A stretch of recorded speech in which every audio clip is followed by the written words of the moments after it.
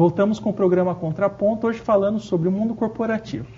Júnior, você colocou uma questão no bloco passado que é muito interessante. Você disse que o objetivo, por exemplo, numa corrida, é que a pessoa tem um objetivo de terminar. Será que a pessoa tem que ter o objetivo de terminar ou ela tem que ter o objetivo de chegar, por exemplo, nas primeiras posições? O que diferencia isso? Bom, em minha opinião, a pessoa no começo, ela quer terminar. Eu te dou o exemplo das provas que eu já participei, né? Hoje em dia, todo mundo tem esse acesso a praticar o esporte, que é a corrida, muito estimulado nas academias, você tem vários parques, vários lugares para correr, e é uma coisa que as pessoas indicam muito. E aí acaba se tornando meio que um marketing viral da indicação, né? Um amigo corre, ele vai te chamar, um dia você vai arriscar lá correr, quem sabe você gosta, e é interessante porque te mantém lá em forma física, né? Agora, por exemplo, a primeira corrida que eu fiz, a primeira prova que eu me inscrevi, existem provas de 5 km e de 10 km. E a primeira que eu me inscrevi era uma de 10 km. Sim. É a Nike Human Race, né? Que é uma prova que acho que deve ser a que tem maior inscrição aí aqui em São Paulo. No mercado, aqui em São Paulo. Essa foi inclusive dentro da USP. Ela pegava um trajeto todo que era dentro da Universidade de São Paulo. Quando eu fiz a inscrição, eu não corria 10 km. E aí eu tinha lá, acho que 1 mês e meio, eu corria 5 km, corria na esteira.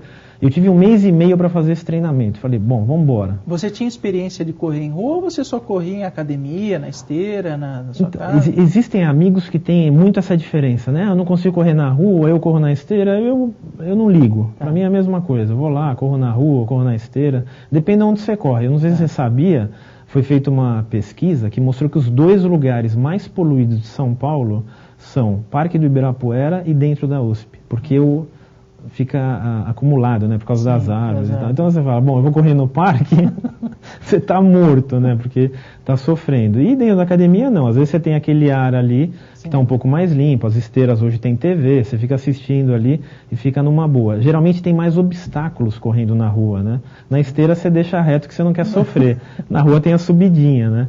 Mas enfim, sempre tem uma subida nessas provas, né, para judiar um pouquinho. Mas enfim, aí eu comecei a treinar, fui lá e fiz a primeira prova. O meu objetivo era não parar. E muita gente passava por mim. Tinha tanta gente inscrita que você entrava pelo seu tempo. Sim. E aí muita gente passou. E aí você não consegue competir, porque é muita gente. Você não é um elite, né? Sim. Então você fica olhando o seu tempo, olhando a quilometragem, e ao mesmo tempo rezando para acabar, né, para ir embora. E o legal dessas provas, no final você ganha uma medalha. Certo. E aí você chega com a medalha em casa, e é muito legal no finalzinho você dá aquele sprint, vai para terminar. É que no seu caso você conseguiu identificar aquelas pessoas que elas vão para competir enquanto esporte e as pessoas que estão a fim mesmo de participar do evento, que era acho que o seu caso. Exatamente. Agora, de que forma você trabalha isso? Por exemplo, na empresa. Na empresa eu posso verificar que uma pessoa vai querer passar por mim. Né? O mundo corporativo é muito competitivo. Como trabalhar com isso? Né? E daí associando a questão do esporte. Quer dizer, eu estou vendo que uma pessoa ela é mais competitiva do que eu, ela vai me ultrapassar, ela pode ter uma projeção na empresa maior e eu ficar para trás, né? Eu estou tentando associar um pouco com o que você está falando. De que forma eu posso trabalhar isso e de que forma o esporte pode trabalhar isso comigo? Até voltando um pouquinho, né? Na primeira corrida foi aquilo, aí na segunda você já quer melhorar o seu tempo e sempre fica uma briga por tempo, né? Sim. Porque você quer a melhor performance. Agora você imagina na empresa aquele profissional que quer desenvolver um trabalho, trabalhando por projeto, e ele quer só terminar o projeto. Quer dizer, não vai ter uma performance muito boa, né? É o que vai acontecer se ele tiver esse tipo de mentalidade. Mas assim, você fez uma pergunta que é uma das mais complexas, né? Que você pensar hoje nessa competitividade que existe dentro das empresas. Existe muito, existe muito. O papel, aí eu acho que vai muito mais do líder para ele controlar e direcionar aquele subordinado, aquele colaborador que faz parte da equipe dele, para não atropelar os outros que estão próximos. Porque acontece, e não é uma coisa bacana, eu acho, na minha visão hoje em dia, olhando para o que eu enxergo hoje nas empresas, você tem que desenvolver o seu projeto tentando não atrapalhar as outras pessoas. Mas fazendo essa analogia que você está fazendo com a prova, eu não estava olhando para as outras pessoas, eu estava olhando para o meu tempo. Então você tem que fazer... E você está olhando para um resultado futuro também. Exatamente. Quer dizer, então, uma prova posterior, uma competição seguinte, exatamente. Assim você tem que se superar. A superação tem que ser sua. É lógico que você tem como referência as outras pessoas. Sim. Mas eu não preciso ser melhor do que aquele meu colega. É lógico que você pode tentar, mas essa concorrência tem que ser sadia.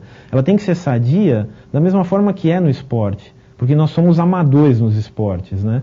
E você tem que transferir um pouco disso para a empresa. Não tem que atropelar outro cara e sair esmagando. Essas pessoas têm vida curta dentro da empresa. Porque você tem que fazer relacionamento em todos os lados.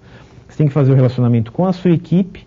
E quando você se torna chefe, o chefe, para ele conseguir liderar e extrair o máximo da sua equipe, se esse for o objetivo dele, ele tem que ter o apoio. E aí vem essa política. Como que você vai atropelar todo mundo para virar chefe, depois alguém vai querer te derrubar, né? Ô Júnior, e você? Pratica algum tipo de esporte? O que você faz? Você falou agora que corre, mas tem outras modalidades que você pratica também? Tem. Eu na realidade, eu adoro esporte. E eu não fujo de uma oportunidade de esporte. Estava falando de kart, né? Quando alguém vai lá e, não, vamos andar de kart ou fazer alguma coisa assim, eu adoro. Já joguei tênis, já joguei por 2 anos fazendo treinamento. O tênis tem que treinar muito, jogava em quadra de saibro. Hoje em dia, eu faço musculação, né? Eu faço um esporte que eu gosto muito, que é o ciclismo de estrada. E aí a gente lembra um pouquinho, nos Estados Unidos hoje, um dos maiores investimentos da Nike é em cima de um ciclista que chama Lance Armstrong. O Lance, ele ganhou lá na Europa, tem uma corrida que é muito famosa, que é o Tour de France. O Tour de France ele é o 3º evento esportivo mais assistido do planeta. O primeiro, Copa do Mundo. Segundo, as Olimpíadas. Em terceiro vem o Tour de France. Ele é muito famoso nos Estados Unidos. Então, quem quiser pesquisar, pode olhar. Geralmente, quem corre, quem anda de bicicleta, já conhece. E aquela pulseirinha que todo mundo usava, aquela pulseirinha amarela, veio do Lance Armstrong, que ele tem uma instituição nos Estados Unidos, chama Live Strong, que ele converte tudo que ele vende, né, inclusive os produtos da Nike, para a colaboração dessa instituição contra o câncer. E ele é um instrumento hoje comercial, mas o que ele representa, inclusive para mim, acho que todo mundo que conhece, é muito legal, porque é uma coisa de superação.